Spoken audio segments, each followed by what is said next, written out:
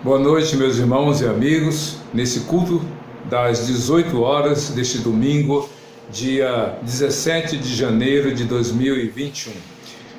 Como falei hoje pela manhã, estamos no terceiro domingo do mês, mas o que estamos vivendo é uma consequência, ou melhor, uma continuidade do que foi 2020 em termos de pandemia, com agravante dessa segunda onda, com mais intensidade, com mais pessoas afetadas, infectadas e, infelizmente, com um número maior de mortes. E agora, com agravante, principalmente no estado do Amazonas, os moradores de Manaus e outras regiões daquele estado, o maior estado brasileiro, com o menor índice demográfico, com o menor número em termos proporcionais, uma grande região, mas que hoje está padecendo, sofrendo, provocando muita tristeza no coração de cada um de nós.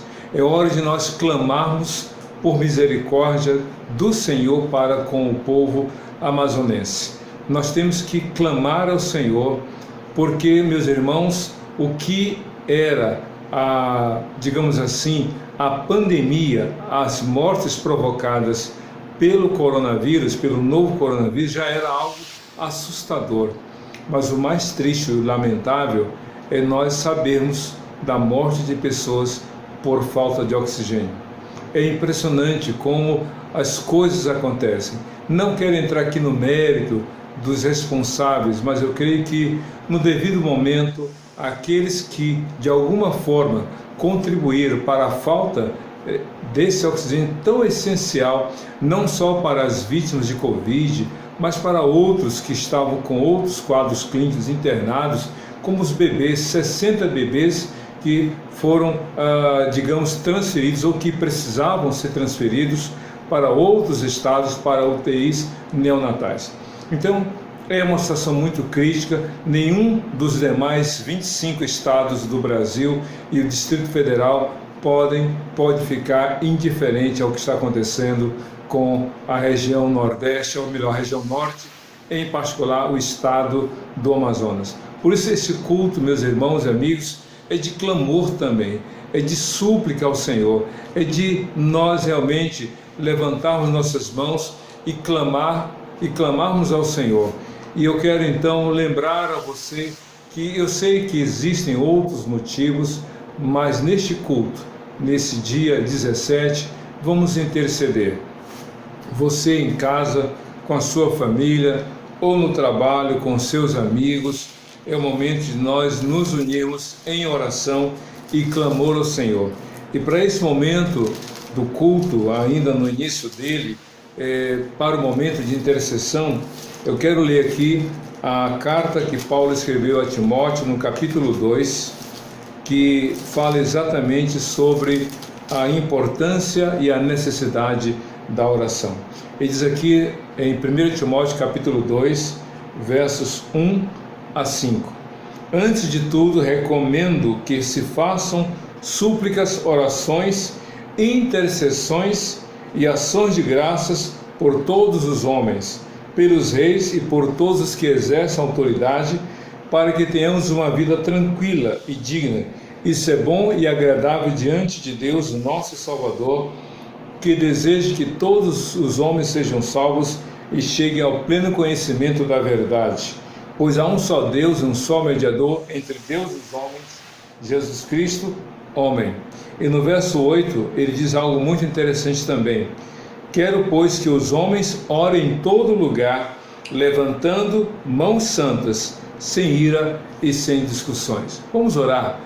Vamos pedir a Deus para que o Senhor venha intervir, prover esse gás tão importante para os que estão sendo tratados pela Covid e por outras doenças. Vamos orar para que os demais estados brasileiros e o Distrito Federal se compadeçam e enviem a ajuda necessária, como alguns individualmente já estão fazendo.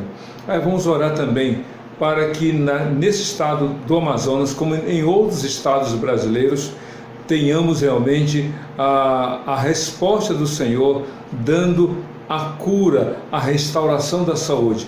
E oremos para que não só no Brasil, mas em todos os países onde a Covid está dizimando vidas, essa pandemia venha ser vencida pelo tratamento, como também pela vacina muito necessária no momento como esse. Oremos ao Senhor. Feche seus olhos, cubra a sua cabeça nesse momento e oremos ao nosso Deus. Deus de amor, nosso Pai. Nesse momento, ó Deus, queremos interceder. Não há outra urgência maior do que o que está acontecendo no estado do Amazonas. Tantas vidas já perecidas, tantas vidas que já foram ceifadas pela falta de oxigênio. Ó Deus, tenha compaixão. Quantos estão lamentando a morte dos seus entes queridos?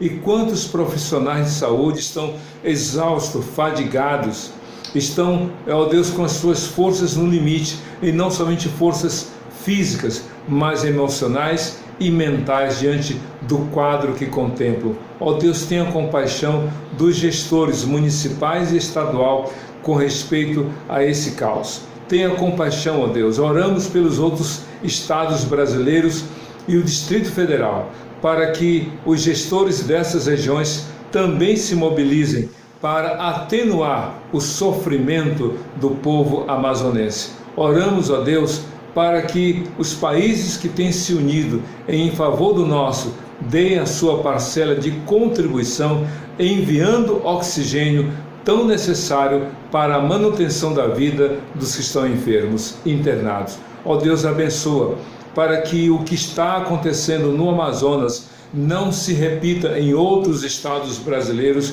nem em outros países, mas que de uma forma responsável, de uma forma, ó Deus, de maneira correta, os gestores venham a administrar os recursos que são postos em suas mãos para o bem da vida. É isso que nós te pedimos. Ó Deus, ouça o clamor das igrejas espalhadas por esse Brasil, que levantam suas mãos, clamando por uma intervenção do Senhor naquele estado brasileiro e em todo o país que hoje sofre com a pandemia, e não só no Brasil, mas em todo o mundo. É isso que nós pedimos e já te agradecemos pela tua resposta, em nome de Jesus. Amém e amém. Amém, meu querido? Nós vamos agora ter uma participação musical, preparando o seu coração para a mensagem. Mas antes da participação musical, quero lembrar aqui, você que é membro da PIB da Barra em Duque Caxias, você pode entregar o seu dízimo, dar a sua parcela de contribuição com a sua oferta, através da informação bancária Banco Itaú, agência 9165, conta corrente 26152, dígito 1, chave Pix, prclarkbarros@gmail.com. Você que é membro da igreja, entregue o seu dízimo, dê a sua oferta. E você que não é membro da igreja, mas quer somar conosco, estamos com o desafio da obra da reforma do espaço físico, então não se sinta nem obrigado, não se sinta constrangido, mas que com alegria você também venha somar conosco. Que Deus te abençoe. Vamos então para a participação musical e logo em seguida com a mensagem. Deus abençoe a todos.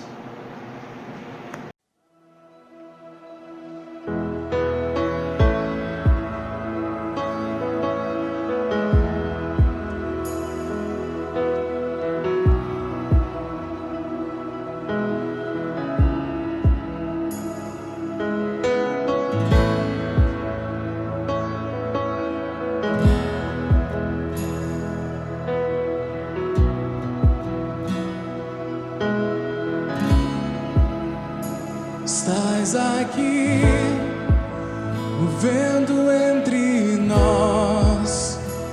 Te adorarei, te adorarei. Estás aqui, mudando destinos. Te adorarei, te adorarei. Estás aqui, operando milagres. Te adorarei,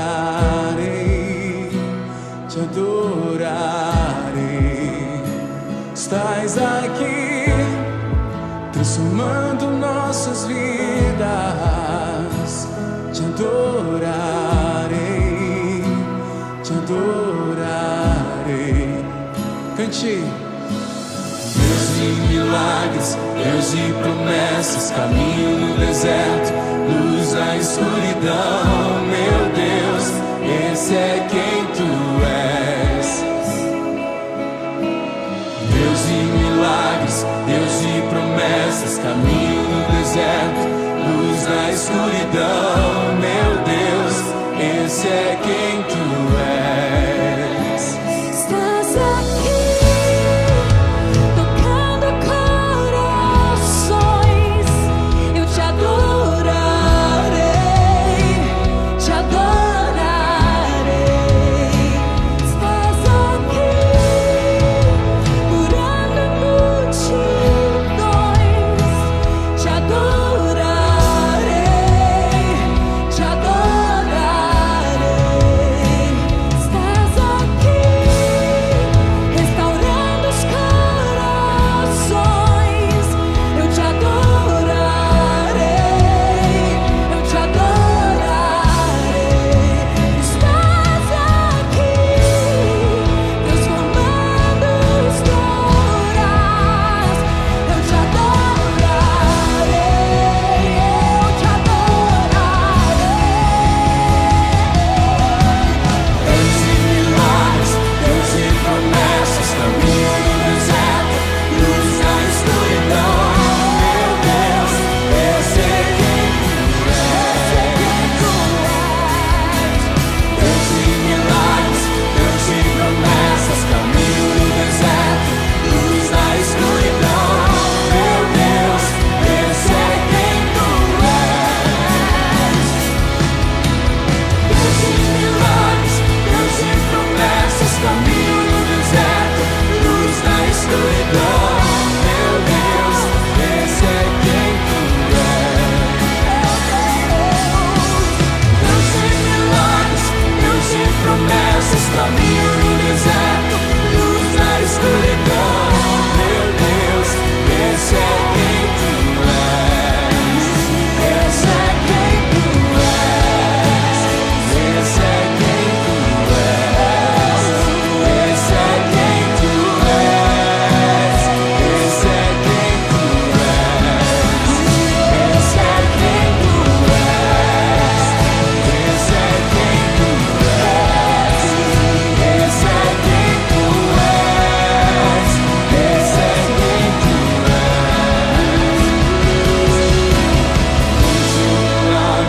Deus de promessas, caminho no deserto, luz na escuridão. Meu Deus, esse é quem tu és.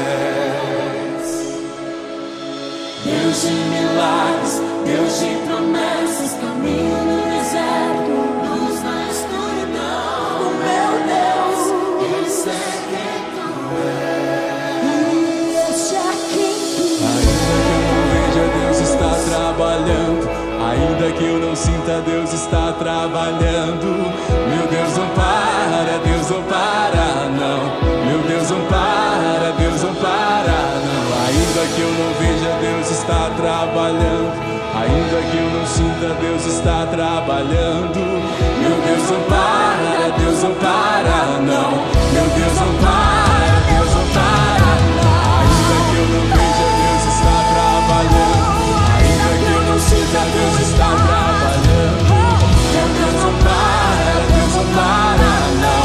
Meu Deus, não para, Deus não para. Ainda que eu não veja, Deus está trabalhando. Ainda que eu não sinta, meu Deus, não para, Deus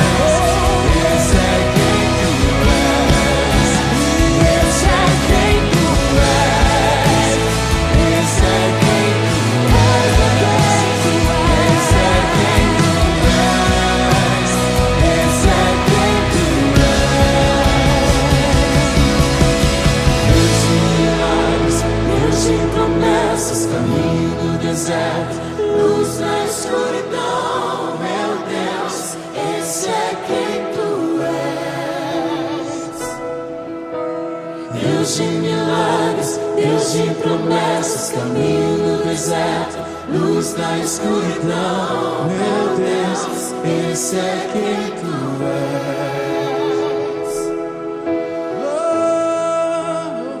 Esse é quem tu és. Esse é quem tu és. Oh, esse é quem tu és. Esse é quem tu és. Quem tu és. Esse é quem tu és. Esse é quem tu és.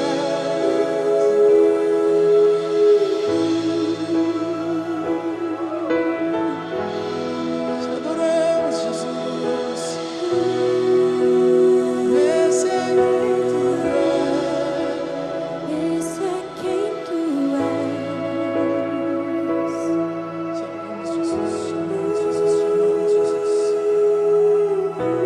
Exaltado seja teu nome, Jesus. Quem tu és.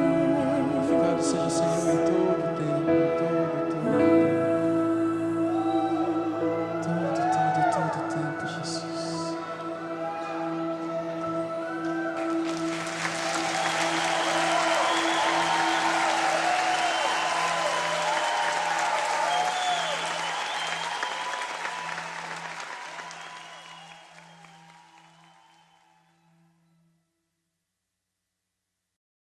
Muito bem, meus irmãos e amigos, Deus preparou o seu coração para essa mensagem através da música que você pôde contemplar. Então, abra sua Bíblia em Atos capítulo 4, versos de 8 a 12. É um trecho pequeno de um grande contexto que dá base para a nossa mensagem nessa noite. Diz assim a palavra de Deus, Atos 4, versos 8 a 12. Então Pedro, cheio do Espírito Santo, disse-lhes: autoridades e líderes do povo, visto que hoje somos chamados para prestar contas de um ato de bondade em favor de um aleijado, sendo interrogados acerca de como ele foi curado, saibam os senhores e todo o povo de Israel que por meio do nome de Jesus Cristo, o Nazareno, a quem os senhores crucificaram, mas a quem Deus ressuscitou dos mortos, este homem está ali curado diante dos senhores. Este Jesus é a pedra que vocês, construtores, rejeitaram e que se tornou a pedra angular. Não há salvação em nenhum outro, pois debaixo do céu não há nenhum outro nome dado aos homens pelo qual devamos ser salvos. Eu creio que essa palavra aqui, esse texto que acabamos de ler, parece que de forma muito gritante, altissonante, chega aos nossos ouvidos e impacta o nosso coração. As palavras que você acabou de ouvir e talvez tenha lido na sua Bíblia, essas palavras foram ditas por um homem analfabeto. A Bíblia diz em Atos capítulo 4, nos versos seguintes, que Pedro e João eram pescadores, analfabetos, não sabiam escrever.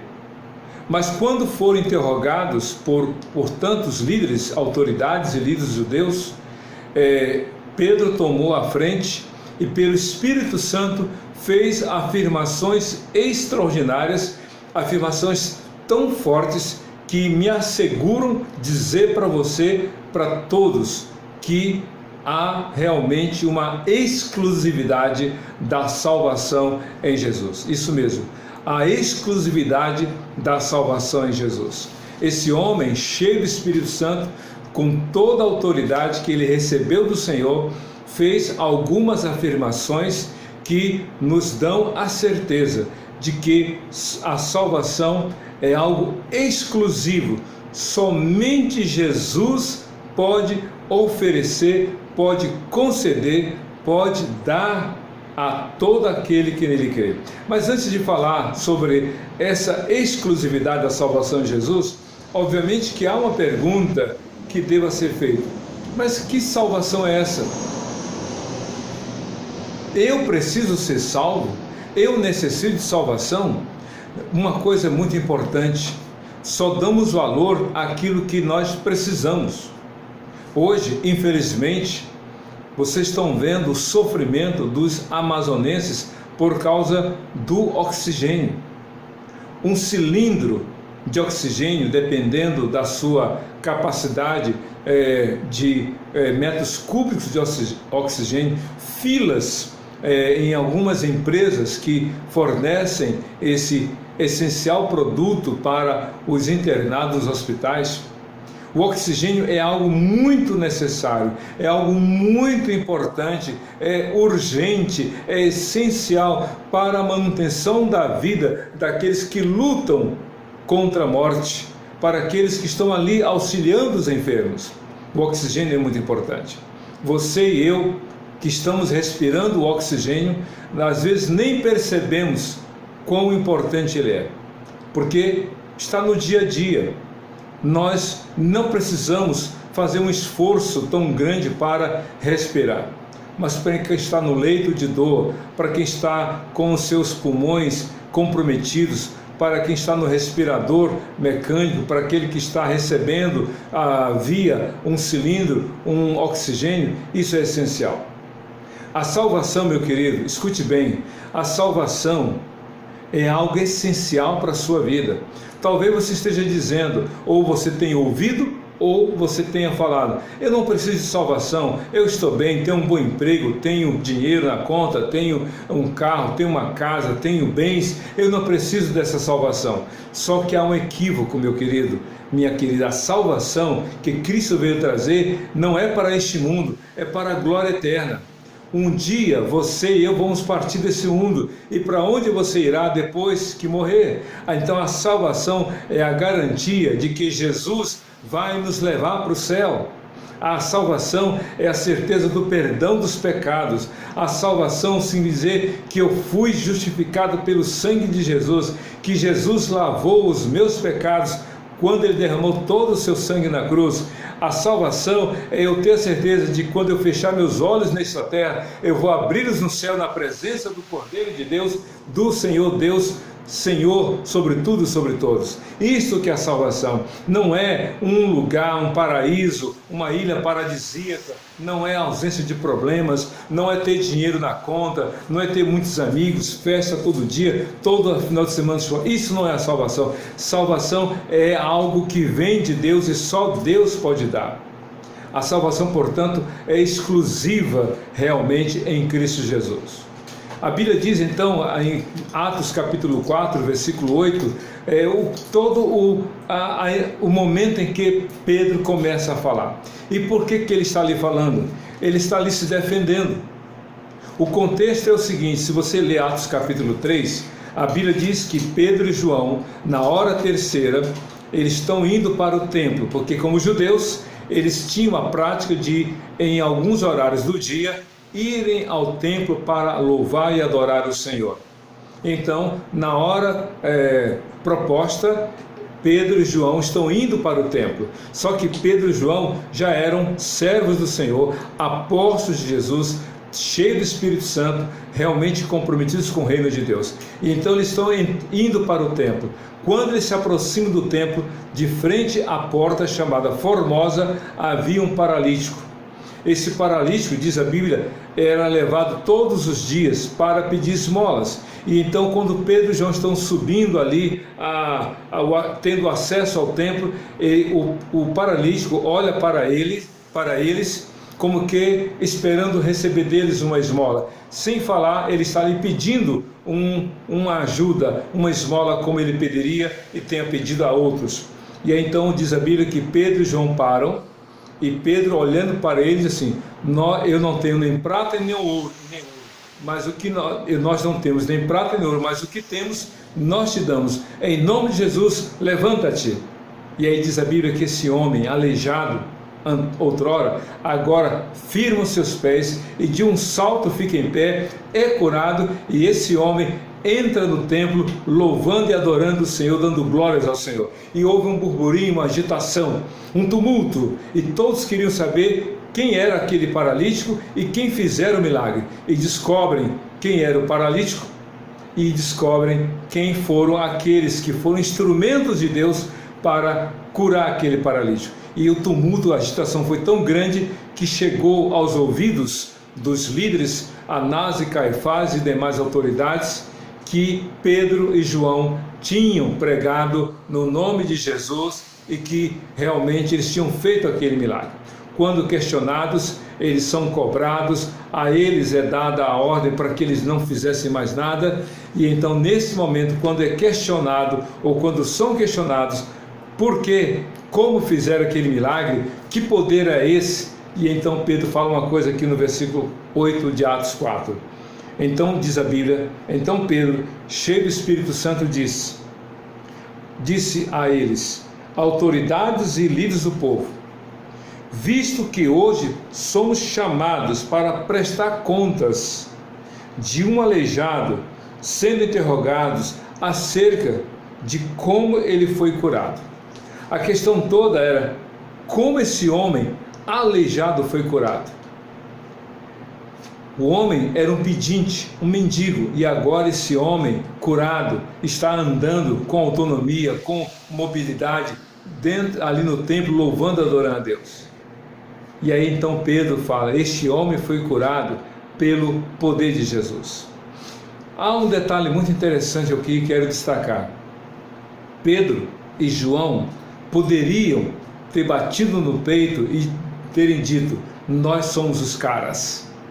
Fomos nós que curamos o aleijado. O poder está em nós. Nós temos poder para fazer muitas coisas. Cegos verem, surdos ouvirem, mudos falarem, coxos aleijados andarem. Eles poderiam ter feito isso. Eles poderiam ter tomado para si, ou tentado tomar para si, a glória que não era deles. Porque, infelizmente, muitos hoje estão querendo tomar para si a glória que é exclusiva de Deus. Quantos hoje estão querendo expor o seu nome à frente do nome de Jesus? Quantos querem exaltar o seu nome em detrimento do nome de Jesus? Pedro e João não, cheios do Espírito Santo, eles disseram, o que foi feito no nome do Senhor. Isso nos mostra uma segunda coisa muito interessante. Jesus veio mostrar que Ele é o Filho de Deus. Por isso que Ele tem poder para curar. Por isso que Ele tem poder para fazer milagres. Jesus é o único que tem poder para dar vida a mortos. Jesus tem poder para fazer cegos verem, surdos ouvirem, mudos falarem, aleijados andarem, até mesmo ressuscitar mortos. Mas isso é o poder de Jesus. Mas eu digo uma coisa com toda certeza, Jesus não veio para amenizar ou para livrar todas as pessoas do sofrimento neste mundo. A salvação, meu querido, não significa dizer que não vamos ter problemas. Salvação não significa dizer que nós vamos ter todas as doenças erradicadas, todo o sofrimento humano será removido. Não. Jesus mesmo disse para os seus discípulos, os pobres vocês sempre terão com vocês. Até a pobreza, Jesus disse que ela reflete a natureza, a dureza do coração do homem, o egoísmo, a falta de compartilhar, o individualismo, uns mais, outros menos. Então, Jesus está dizendo para nós, através do Evangelho, que Ele não veio resolver todos os problemas do indivíduo neste mundo. Ele mesmo falou em João 16:33, no mundo tereis aflições. Os 12 apóstolos de Cristo morreram de maneiras tão difíceis. É só você consultar nos sites de pesquisa como morreram os 12 apóstolos de Jesus, e não tiveram vida fácil, de perseguição, de sofrimento. Mas ali, ao curar aquele paralítico no nome de Jesus, os apóstolos estavam dizendo, não fomos nós, foi o Senhor. É como se alguém dissesse hoje, nunca fomos nós, sempre foi Deus. Nunca foi sorte, sempre foi o Senhor. É Jesus que tem todo o poder. Mas Ele veio dizer para nós que o Evangelho é a salvação, é a vida eterna.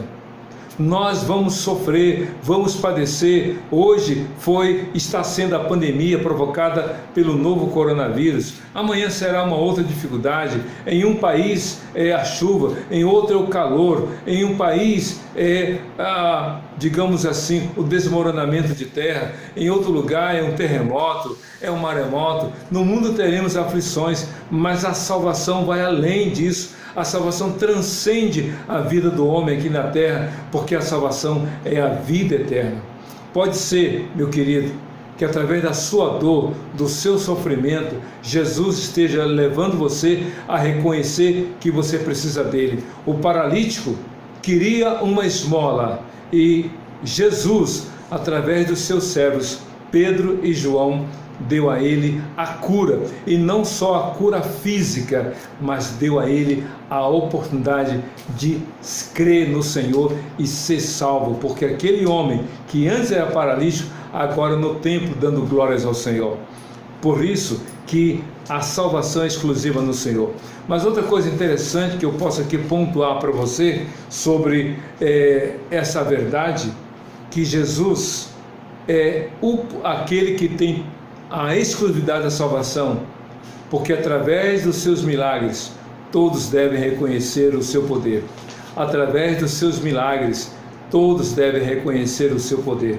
Aqui diz no verso 10 de Atos capítulo 4, nas palavras do apóstolo Pedro: saibam os senhores e todo o povo de Israel que por meio do nome de Jesus Cristo, o Nazareno, a quem os senhores crucificaram, mas a quem Deus ressuscitou dentre os mortos, este homem está curado diante dos senhores.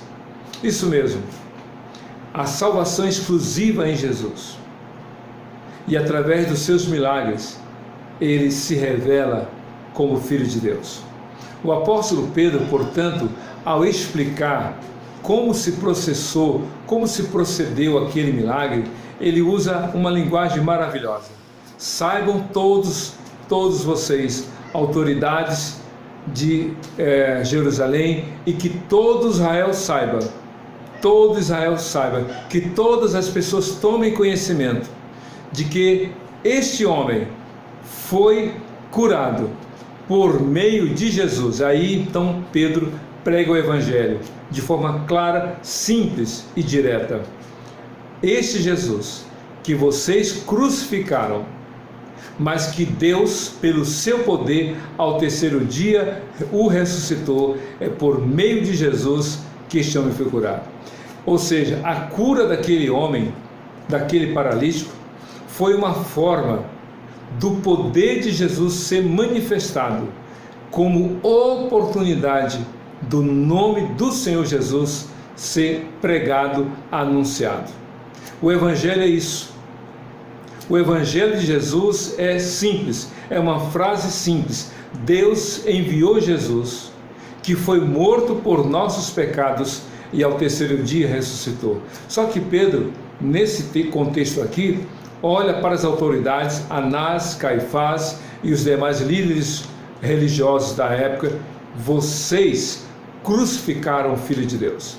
É como se Pedro trouxesse à memória aquilo que aqueles homens queriam negar. Não, nós não matamos Jesus, foram os romanos que o crucificaram, porque na verdade a morte por crucificação foi uma invenção romana para propor ou para colocar o maior castigo à pessoa mais perigosa, mais criminosa considerada da sua época. Então a morte por crucificação era algo terrível. E diz a Bíblia então que os fariseus, os escribas, Anás e Caifás, sumos sacerdotes e os demais líderes, eles propuseram, eles arquitetaram, eles agiram de maneira ardilosa e contrataram pessoas para darem falso testemunho, tudo para levar Jesus à crucificação por ódio, por raiva, por rejeição. Mas Pedro então, no poder do Espírito Santo, disse: vocês o crucificaram. Só que um detalhe eu vou dizer para você, meu querido, minha querida, que talvez você não vá gostar, mas é verdade. Os judeus daquela época foram responsáveis diretos pela crucificação de Jesus. Eles sujaram as suas mãos com o sangue do inocente, o Filho de Deus. Só que nós, todos nós, toda a humanidade, demos a nossa parcela de contribuição. Como assim? Porque Cristo morreu por nossos pecados. O justo por nós injustos, o santo por nós pecadores. Vocês o crucificaram, mas ele foi ressuscitado ao terceiro dia pelo poder de Deus. E é este Jesus que está vivo, e essa é a terceira grande verdade. Jesus está vivo. Se você olha para uma cruz e vê nela alguém ali pendurado, cravado, você vai chamar aquela cruz de crucifixo, porque crucifixo nos dá a ideia de alguém crucificado ou preso à cruz. A cruz vazia é só cruz, mas a cruz com a imagem de alguém nela pendurado, preso, é crucifixo. Para nós, pela palavra de Deus, a cruz está vazia, não há crucifixo, não há uma imagem de alguém crucificado que perdura.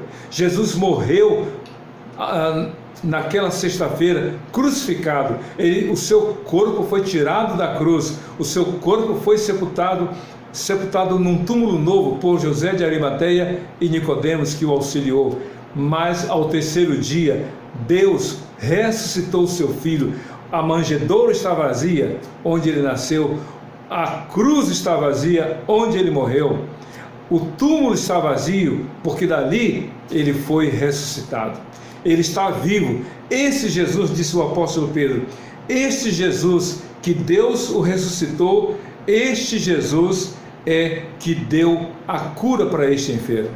Meu querido, uma pessoa morta não pode fazer nada, não pode ouvir as nossas orações, não pode intervir em nossas súplicas, em nossos problemas, e não pode salvar quem por ele clama. Quem está morto não pode fazer nada.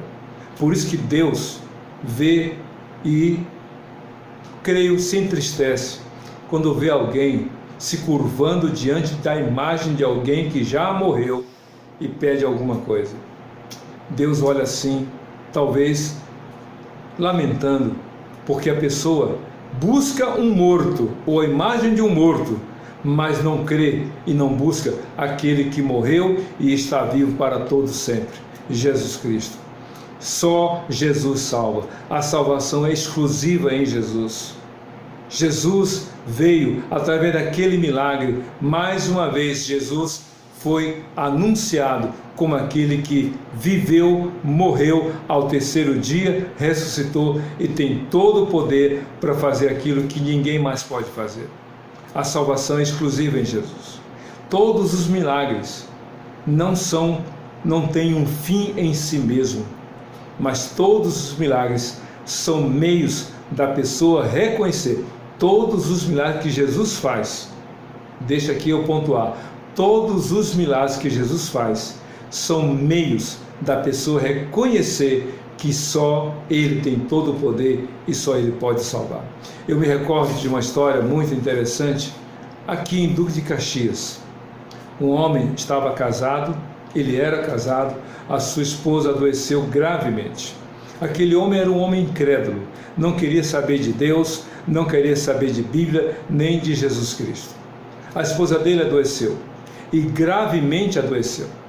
E diante do quadro clínico dela, ele, com recursos que tinha, buscou a ajuda em todos os médicos, em todas as unidades hospitalares possíveis.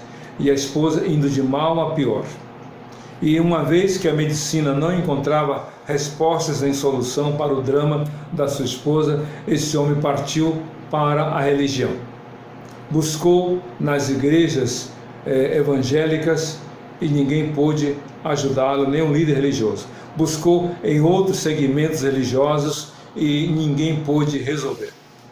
E diante da negativa em todos os lugares e a todas as pessoas que ele buscou, então esse homem humildemente fez uma oração dizendo: Deus, eu não tenho como recorrer a mais ninguém. Já fui a todos os lugares, a todas as pessoas, tanto no campo da ciência como no campo da religião. Ninguém resolveu. Eu só peço uma coisa: se o Senhor Jesus curar a minha esposa, eu vou me entregar a Ele, eu vou me converter.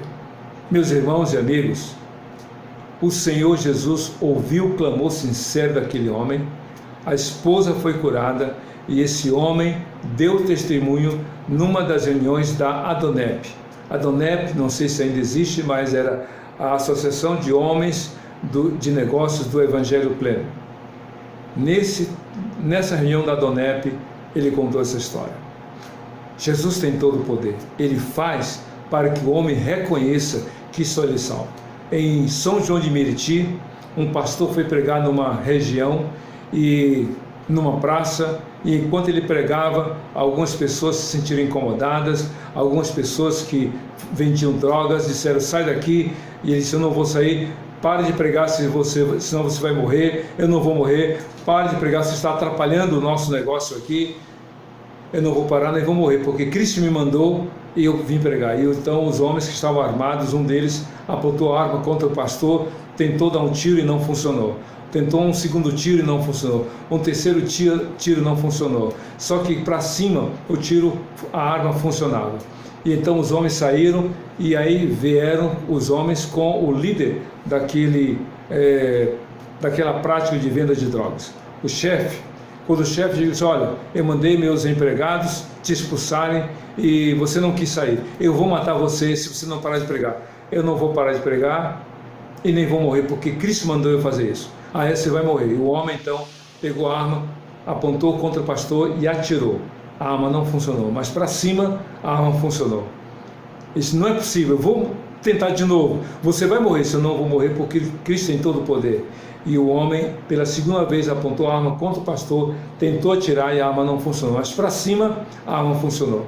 Até que então o chefe ali disse o seguinte: eu vou atirar pela terceira vez.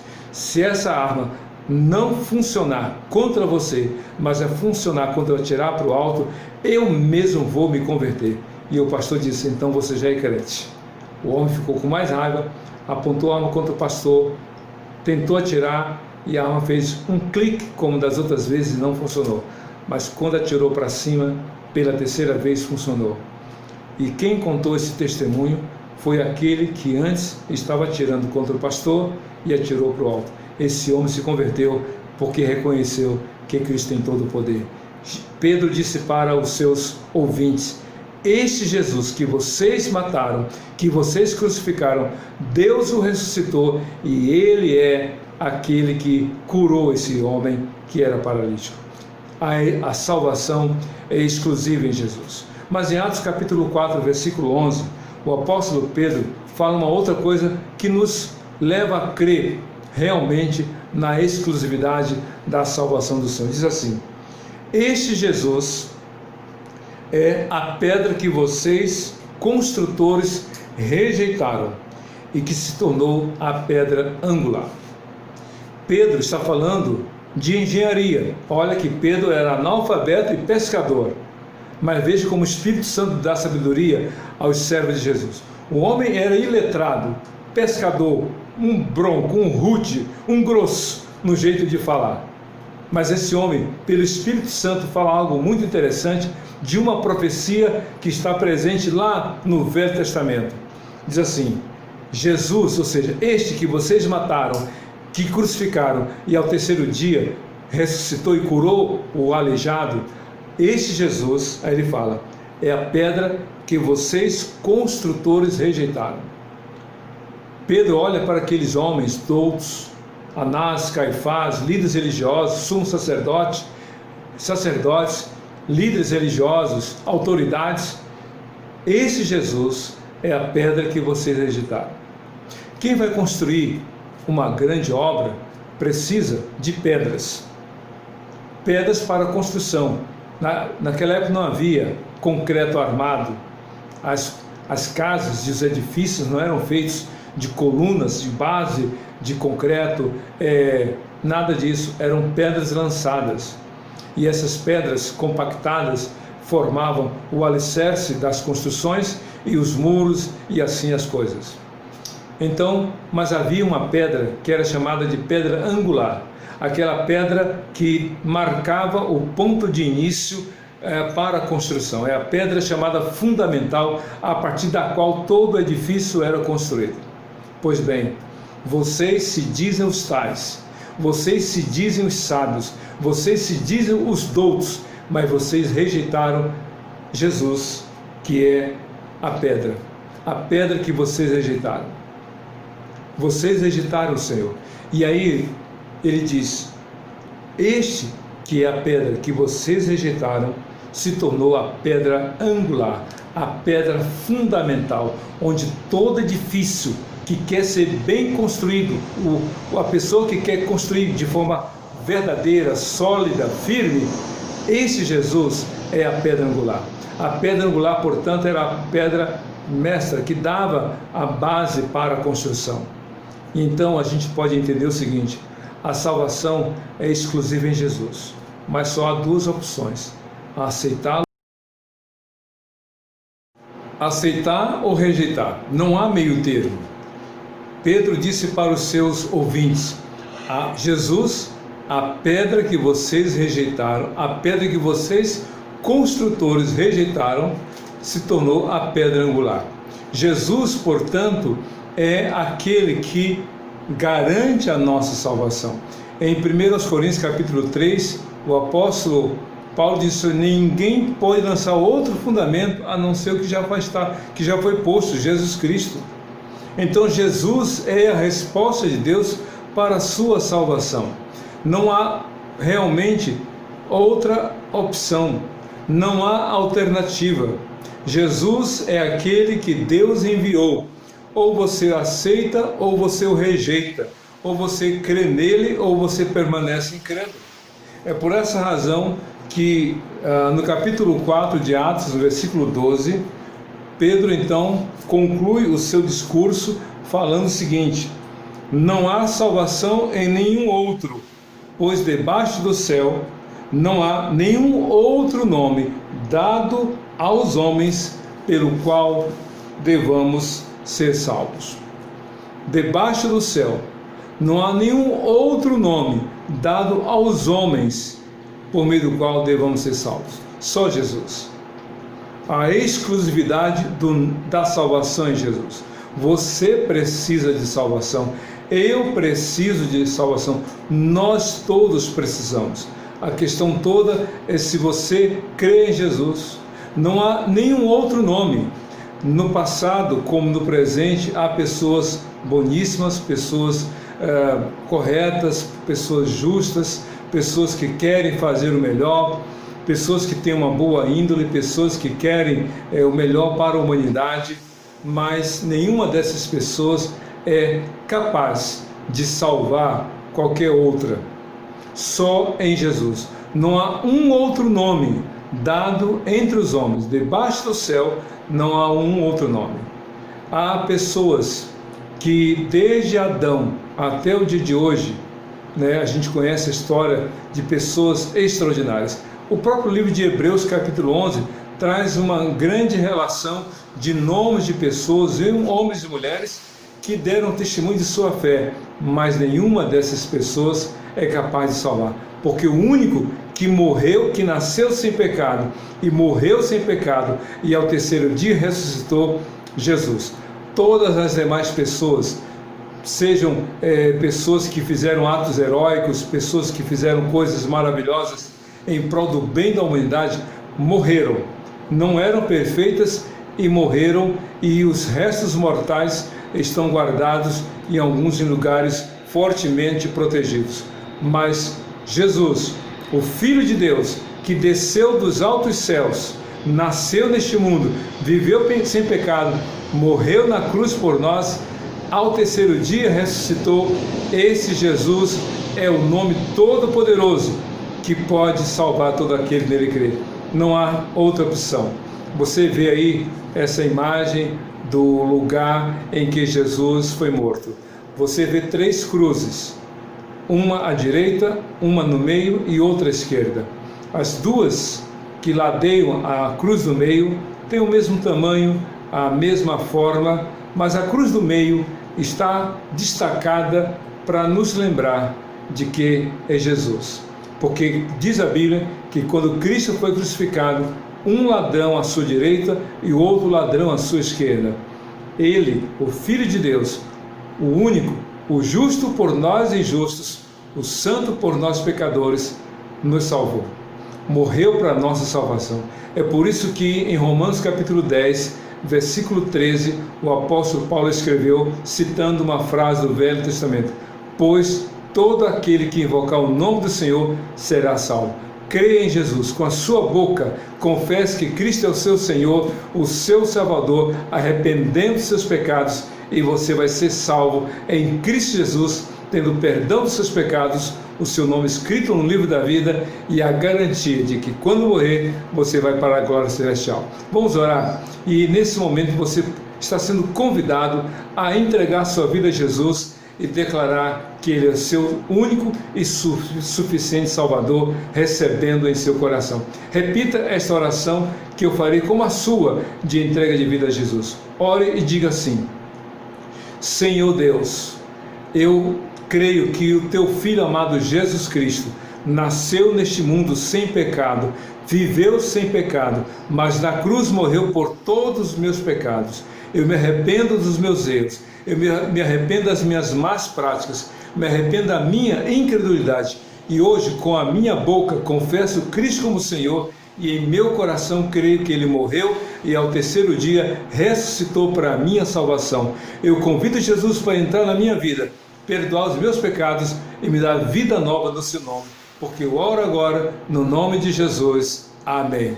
Meu querido, minha querida, que Deus te abençoe e que você viva a partir de hoje, dia 17 de janeiro de 2021, tendo a certeza de que você é filho de Deus em Cristo Jesus. Deus te abençoe hoje e para todo sempre, em nome de Jesus. Amém e amém.